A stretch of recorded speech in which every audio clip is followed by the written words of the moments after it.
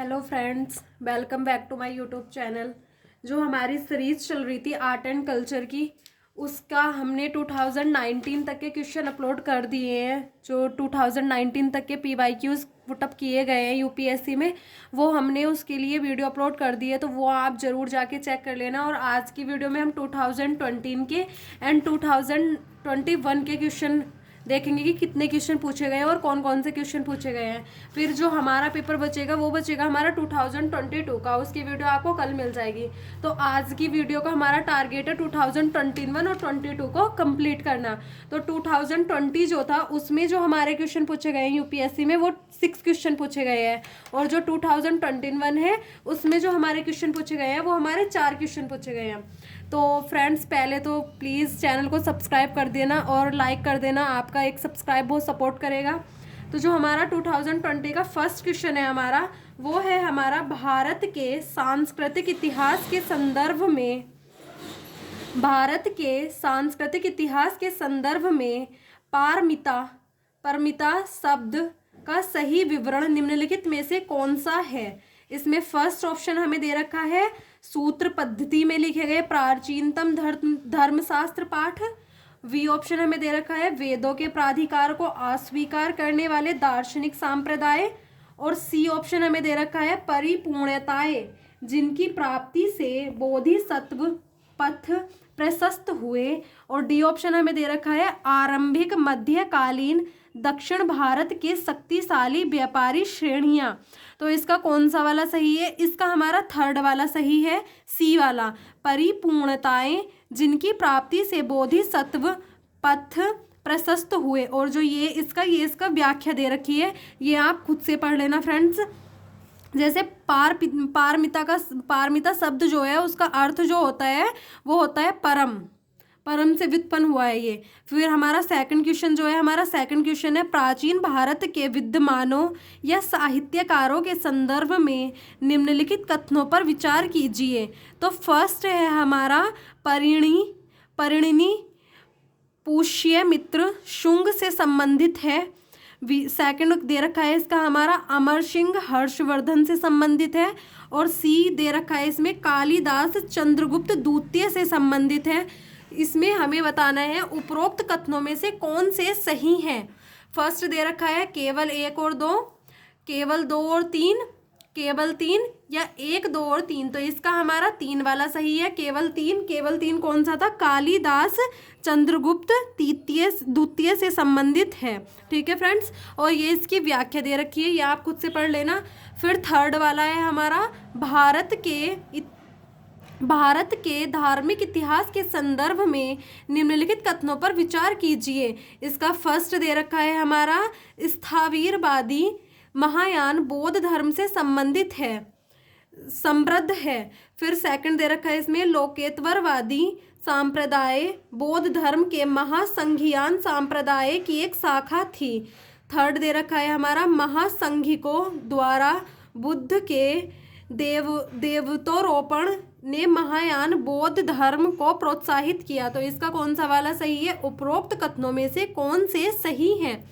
First they रखा है इसमें केवल 1 और 2, केवल 2 और 3, केवल 3, केवल 1, 2 और 3। तो इसका कौन सा वाला सही है? इसका हमारा वी वाला सही है, यानी 2 और 3 वाला। फिर ये इसकी व्याख्या दे रखी है। फिर आते हैं हम फोर्थ क्वेश्चन पे। फोर्थ क्वेश्चन है हमारा स्वतंत्रता संग्राम के समय लिखी गई कई सखाराम गणेश दाउशकर की पुस्तक देशेर कथा के संदर्भ में निम्नलिखित कथनों पर विचार कीजिए। इसमें फर्स्ट ऑप्शन दे रखा है हमारा इस पुस्तक ने औपनिवेशिक राज्य द्वारा मस्तिष्क की सम्मोहक विजय के विरोध में चेतावनी दी। तो इसका कौन सा वाला? इसमें फिर इसका सेकंड ऑप्शन दे रखा है इस पुस्तक ने स्वदेशी नुक्कड़ नाटकों तथा लोकगीतों को प्रेरित किया। थर्ड दे रखा है इसमें दाउशकर द्वारा देश शब्द का प्रयोग बंगाल क्षेत्र के विशिष्ट संदर्भ में किया गया था। तो उपरोक्त कथनों में से कौन से सही हैं? केवल 1 और 2, केवल 2 और 3, केवल 1 और 3 या 1, 2 और 3। तो इसमें हमारा फर्स्ट वाला सही है, 1 और 2 वाला, यानी फर्स्ट वाला और सेकंड वाला इसमें ऑप्शन हमारा करेक्ट है। फिर ये इसकी व्याख्या दे रखी है। फिर आते हैं हम अपना 5th क्वेश्चन पे। हमारा 5th क्वेश्चन है, अस्पृश्य समुदाय के लोगों को लक्षित कर प्रथम मासिक पत्रिका बिटाल विंध्यशक किसके द्वारा प्रकाशित की गई थी? फर्स्ट है हमारा गोपाल बाबा वलंकर, सेकंड है हमारा ज्योतिबा फूले, थर्ड है हमारा मोहनदास करमचंद गांधी या भीमराव रामजी अंबेडकर। तो इसका आंसर आपको कमेंट करना है फ्रेंड्स, प्लीज़ इसका आंसर जरूर कमेंट करना। और ये इसकी व्याख्या दे रखी है। फिर हमारा आता है 6th क्वेश्चन। 6 है हमारा, भारत के सांस्कृतिक इतिहास के संदर्भ में निम्नलिखित युग्मों पर विचार कीजिए। फर्स्ट इसमें हमें दे रखा है परिव्राजक, इसका जो अर्थ दे रखा है परित्याग व भ्रमणकारी। सेकंड दे रखा है हमारा श्रमण, श्रमण का अर्थ इसमें बता रखा है उच्च पद प्राप्त पुजारी।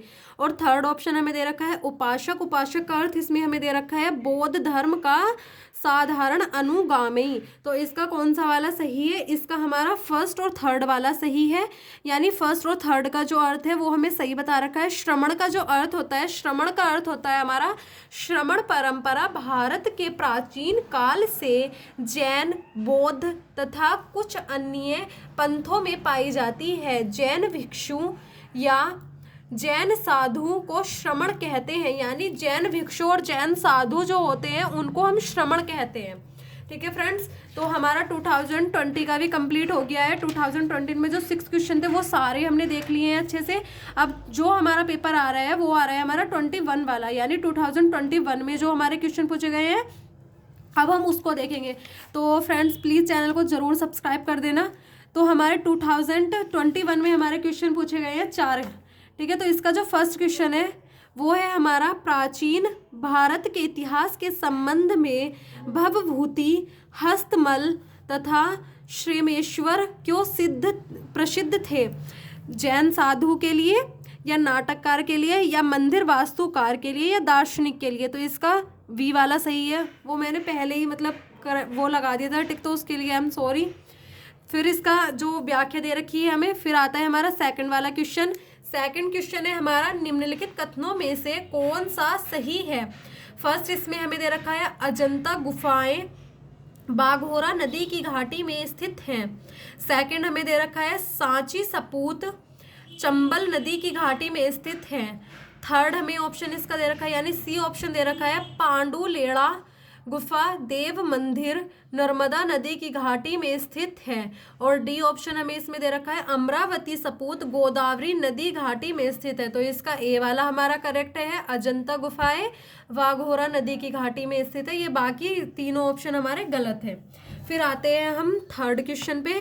थर्ड है हमारा मुरैना के समीप स्थित चौसठ योगिनी मंदिर के संदर्भ में निम्नलिखित कथनों पर विचार कीजिए। इसका हमें ए ऑप्शन दे रखा है, यह है कच्छ पैघात राजवंश के शासनकाल में निर्मित एक वृत्ताकार मंदिर है। सेकंड ऑप्शन इसका हमें दे रखा है, यह मंदिर में निर्मित एकमात्र वृत्ताकार मंदिर है। यह भारत में निर्मित एकमात्र वृत्ताकार मंदिर है। और इसका थर्ड ऑप्शन हमें दे रखा है, इसका उद्देश्य इस क्षेत्र में वैष्णव पूजा पद्धति को प्रोत्साहन देना था। और फोर्थ ऑप्शन इसका दे रखा है, इसके डिज़ाइन से यह लोकप्रिय धारणा बनी थी कि यह भारतीय संसद भवन के लिए प्रेरणा स्रोत रहा था। तो इसका कौन सा वाला सही है? हमारा फर्स्ट और 4 वाला, यानी फर्स्ट ऑप्शन और 4 वाला ऑप्शन इसका करेक्ट है। ये इसकी व्याख्या दे रखी है हमें। फिर आते हैं हमारा लास्ट क्वेश्चन है 2021 का 4th क्वेश्चन। वो है हमारा निम्नलिखित कथनों पर विचार कीजिए। फर्स्ट है हमारा संत फ्रांसिस जेवियर जेस्यूट संघ यानी ऑर्डर के संस्थापक सदस्यों में से एक थे। और सेकंड दे रखा है, संत फ्रांसिस जेवियर की मृत्यु गोवा में हुई थी तथा यहाँ उन्हें समर्पित एक गिरजाघर है। और थर्ड इसका ऑप्शन दे रखा है, गोवा में प्रतिवर्ष संत फ्रांसिस जेवियर के भोज का अनुष्ठान किया जाता है? तो इसका आंसर आपको फ्रेंड्स कमेंट करना है, ठीक है। और ये इसकी व्याख्या दे रखी है। और अब हमारा जो 2021 तक का हमारा वो कंप्लीट हो चुका है। अब हमें 22 का क्वेश्चन देखने हैं, वो हमारी वीडियो कल आएगी। एंड फ्रेंड्स प्लीज़ चैनल को सब्सक्राइब करना। Bye bye, thank you.